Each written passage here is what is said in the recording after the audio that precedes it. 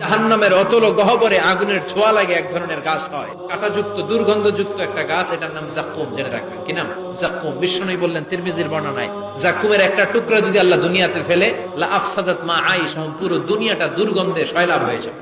পুরো দুনিয়ার মানুষগুলো জাক্কুমের গন্ধে ওই জায়গায় শেষ, পুরো দুনিয়াটা নষ্ট হয়ে যাবে।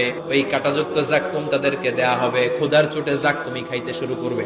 কাঁটাযুক্ত গরম দুর্গন্ধযুক্ত জাক্কুম গলার মাঝখানে কাঁটা বিঁধে যাবে, খেতেও পারবে না, গিলতেও পারবে না। এবার কয় পানি দাও। জাহান্নামীদের জন্য 4 ধরনের ঝর্ণা আছে। একটার নাম হলো হামিম, মানে ফুটন্ত গরম পানির ঝর্ণা।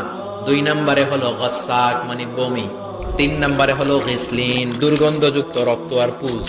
4 নম্বরে হচ্ছে মোহল, পোড়া তেল।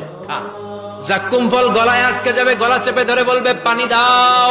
সামনে বিশাল বড় বড় পাত্র দিয়ে গাসসাক, দুর্গন্ধযুক্ত রক্ত, পুজ আর বমি, পোড়া তেল দেয়া হবে। দাউ দাউ করে এগুলো থেকে আগুন জ্বলবে। তৃষ্ণার চোটে এগুলোই খেতে চাইবে। এগুলোর পেয়ালা যখন মুখের সামনে আসবে, এগুলোর উত্তাপে গালের গোশত, চোখের গোশত, কপালের গোশত গুলো ঝলসে ঝলসে পানির মধ্যে পড়ে যাবে। তৃষ্ণার চোটে না পেরে ওইটাই গিলবে, যেখান দিয়ে বেরোবে কেটে ছিঁড়ে শেষ হয়ে যাবে। দিস ইজ জাহান্নাম। আমরা জাহান্নাম থেকে পানাহ চাই, চিল্লায় বলেন ঠিক কিনা?